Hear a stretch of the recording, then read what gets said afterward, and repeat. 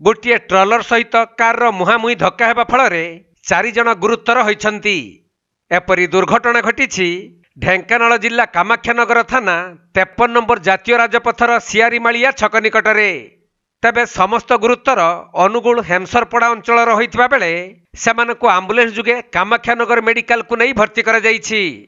मिलिथिबा सूचना अनुसार एक कार रे 4 जन यात्री अनुगुलु जाजपुर अंचल को जाउथिले।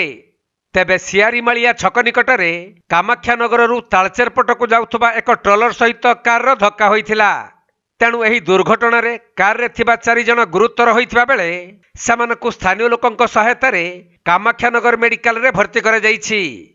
सेपटे ए नै किछि समय धरी जातीय राजपथ रे गाड़ी चलाचल व्याहत होइथिला। पर स्थानीय पुलिस पहुंची गाड़ी चलाचल को स्वाभाविक करिथिले।